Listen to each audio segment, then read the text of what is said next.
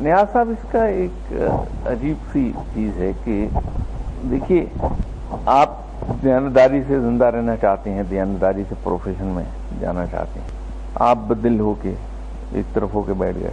کل کو یار شوکت صاحب بھی یہ کہتے ہیں کہ وہاں تو بےایمانی بےایمانی جھوٹ ہی جھوٹ ہے، وہ میرے بس کا نہیں، میں بھی چھوڑ کے بیٹھ جاتا ہوں. پرسوں پھر کوئی اور نیک آدمی چھوڑ کے بیٹھ جائے گا. تو آپ ایسا نہیں کہ ان لوگوں کے لیے جگہ خالی کرتے جا رہے ہیں جو دیانتداری کے برعکس کسی اور طریقے سے کام چلانا چاہتے ہیں، اور اس کا انجام کیا ہوگا. اس میں یہ ضرور ہے کہ آپ یہ کہہ سکتے ہیں کہ صاحب اگر 1000 وکیل میں سے ایک دیانتداری سے کام کرتا ہے تو 999 تو بددیانتی سے کام کریں گے، تو اس سے کیا فرق پڑے گا؟ ایک آدمی کی آواز کیا کر سکتی ہے؟ اگر پورا شہر تاریکی میں ڈوبا ہے اور آپ کے گھر میں صرف ایک موم بتی ہے تو آپ گلی میں نہ رکھیں، اس سے کہ پورے شہر کو روشن تو نہیں کر سکتی. یہ سچ ہے کہ نہیں کر سکتی، لیکن یہ تو ہے کہ ایک حد تک مخصوص دائرے کے اندر تو روشنی پھیلا دے گی. تو اگر پورے شہر میں لوگ جہاں 85 لاکھ کی آبادی ہے اس میں 5000 لوگ بھی موم بتیاں لے کے نکل آئے تو شہر کا ایک بڑا حصہ روشن ہو جائے گا. تو ایک موم بتی جلتی دیکھ کے شاید دوسرا کوئی اس موم بتی سے موم بتی جلا لے. تو اس امید میں اپنی اکلوتی موم بتی کو بجھا نہیں دینا چاہیے کہ دوسری سب جگہوں پہ اندھیرا ہے تو میری ایک موم بتی دنیا میں کیا روشنی کرے گی. سچائی اور دیانتداری کی آواز ہمیشہ بلند ہوتی رہے، خواہ ایک آدمی کو نہ کرے. تکلیفیں اور دکھ تو رہیں گے اس کے، بہرحال سچائی کے راستے میں تکلیف تو ہے. تو آپ اور کچھ نہیں تو پڑھانا تو شروع کر دیجیے. نہیں وہ تو دیکھیے، میں نے جیسے لاسٹ جب دعاؤں کی بات ہو رہی تھی تو شوکت صاحب نے کہا کہ میں نے تو دنیا کی دعا کا کہا تو شاہ صاحب نے مجھے ٹکے سا جواب دیا کہ آپ کے لیے دنیا کی دعا میں نہیں کروں گا. تو میں نے ایک بات کہی تھی کہ اصل میں ان کے ساتھ میرا ایک خصوصی تعلق ہے، تو میں نے اس تعلق کے تحت جو مجھے حق حاصل ہے اس حق کو ایکسرسائز کیا تھا. اور اس خصوصی تعلق کے اندر یہ ڈر اور خوف بالکل نہیں ہے کہ اگر میں شوکت صاحب کو سچ بات ان کے منہ پہ بالکل ہارش ورڈز میں بھی کہوں گا تو کوئی تعلق میں رکھنا آئے گا. وہ ڈر اور خوف خصوصی تعلق میں کہیں ہے نہیں، تو اس لیے مجھے کوئی خوف نہیں تھا اپنا وہ حق استعمال کرتے ہوئے. تو میں نے ان سے سیدھا کہا تھا کہ شوکت صاحب میں آپ کے لیے دنیا کی دعا نہیں کروں گا.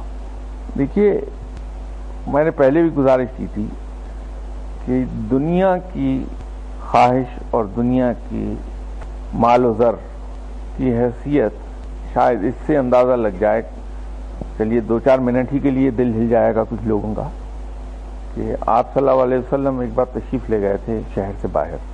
تو آپ صلی اللہ علیہ وسلم کے زمانے میں جنت البقیع شہر سے باہر ہوا کرتا تھا. تو جب داخل ہوتے تھے تو جنت البقیع کے اندر سے ہی داخل ہوتے تھے شہر میں.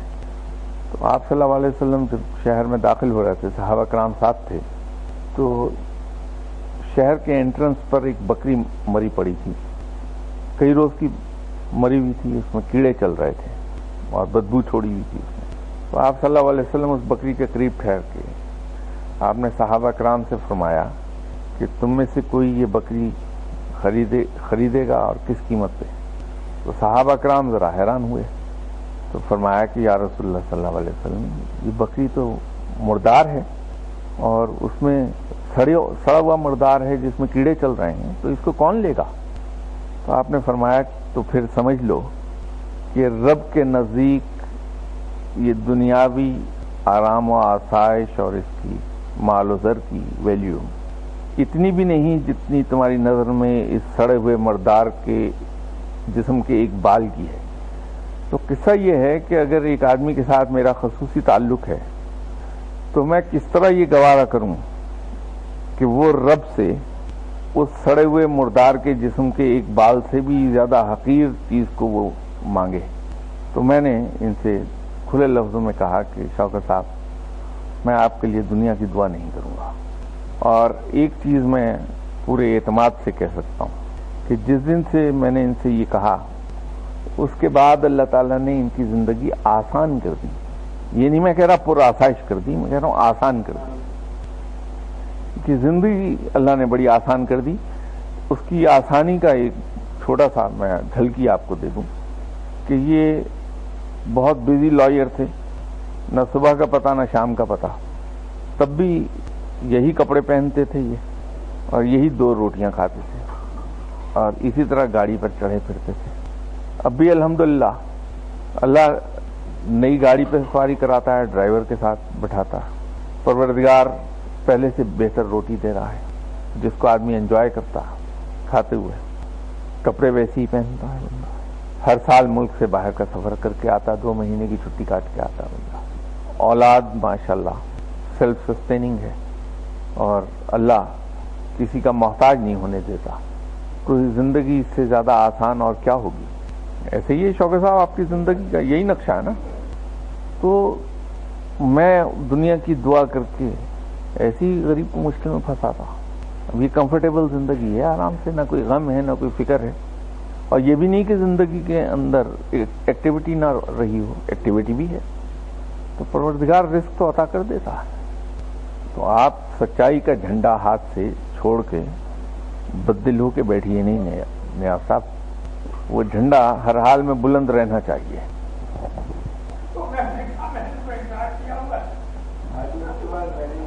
پتہ نہیں شاہ صاحب نے کیسے آپ کو کہہ دیا، میری سمجھ میں آیا شاہ صاحب تو لوگوں کو بھگا دیتے ہیں جن کو جج کی آفر ہوتی ہے، تو شاہ صاحب کہتے ہیں چھوڑ دو یار، انکار کر دو، جج نہیں بننا۔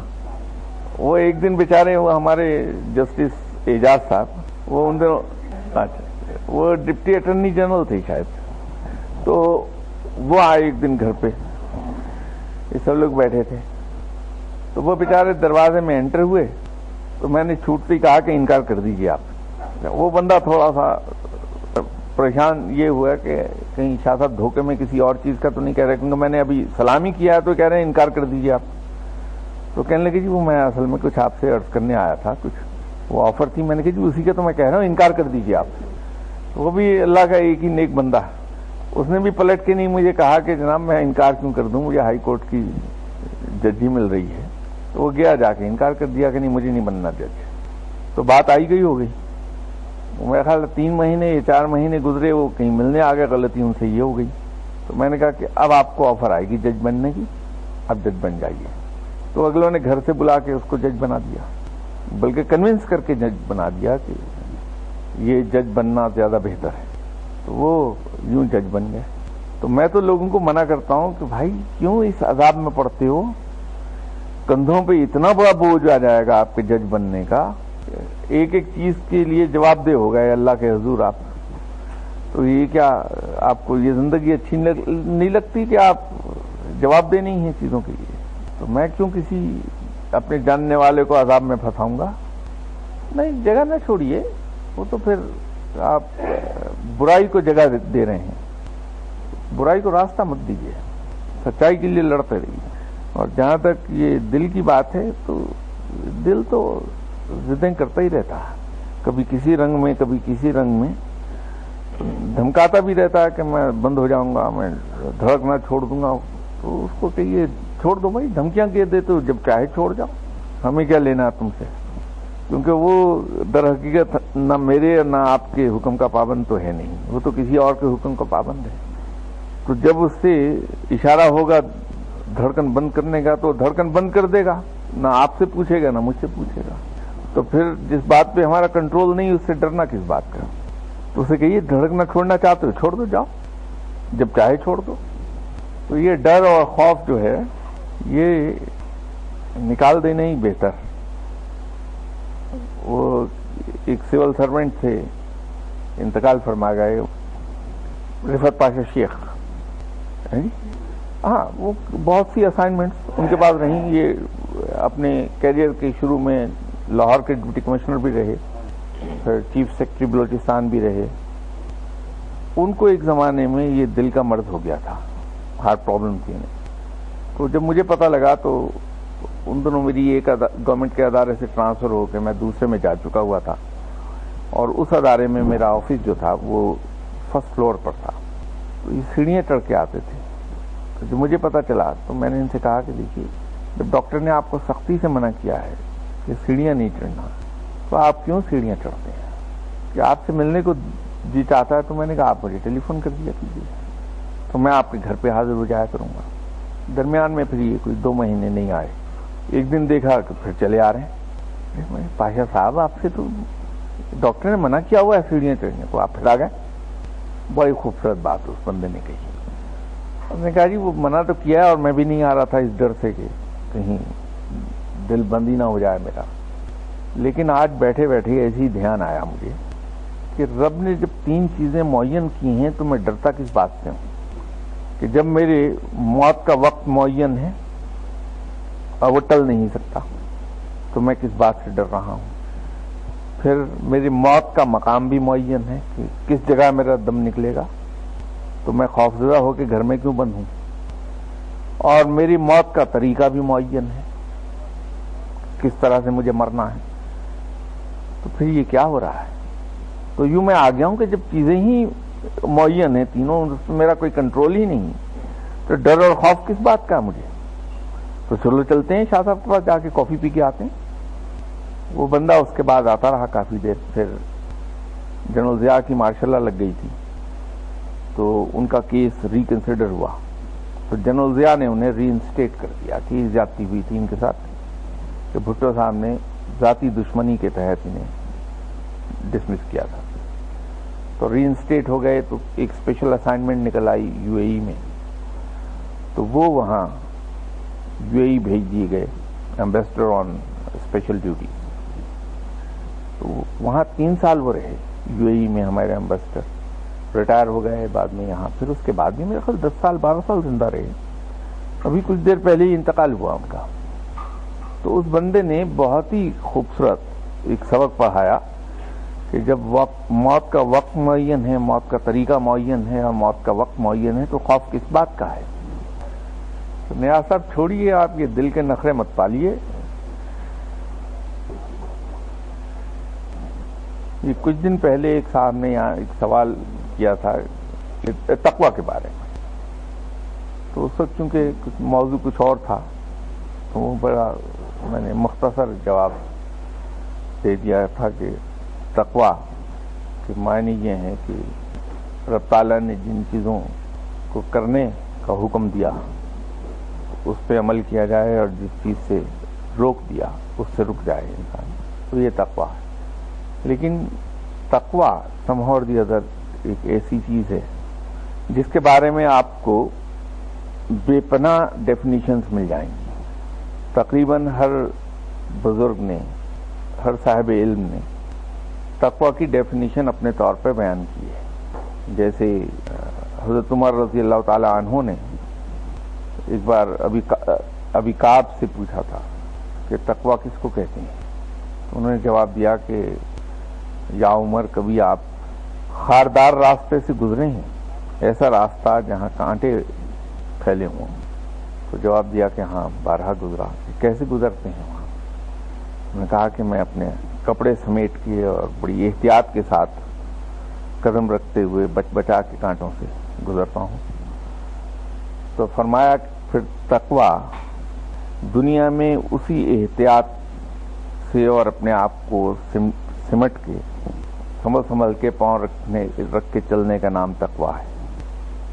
پھر ایک بزرگ نے یہ کہا کہ تقویٰ اس چیز کا نام ہے کہ انسان دوسروں کے لیے وہی پسند کرے جو خود اپنی ذات کے لیے پسند کرتا ہے۔ اور جناب سری سختی رحمۃ اللہ علیہ صاحب کے نزدیک تقوی کا مقام اس طرح سے ہے کہ ایک شخص ان کے پاس آیا اور اس نے سلام کیا، تو آپ نے ماتھے پہ تیوریاں ڈال کے اس کو وعلیکم السلام کہا۔ تو کچھ دیر کے بعد وہ آدمی چلا گیا، تو ان کے ایک شاگرد نے ان سے پوچھا کہ حضرت آپ تو بڑی خندہ پیشانی سے جواب دیتے ہیں سلام کا، لیکن آج یہ کیا ہوا کہ اس آدمی نے آپ کو سلام کیا اور آپ کے ماتھے پر تیوریاں پڑی تھیں اور بڑی خشک لہجے میں آپ نے وعلیکم السلام کہا؟ تو فرمایا کہ جب ایک مسلمان دوسرے مسلمان کو سلام کرتا ہے اور وہ اسے وعلیکم السلام کہتا ہے، تو رب تعالیٰ ان دونوں مسلمانوں میں سے سلام کرنے والے اور وعلیکم السلام کہنے والے دونوں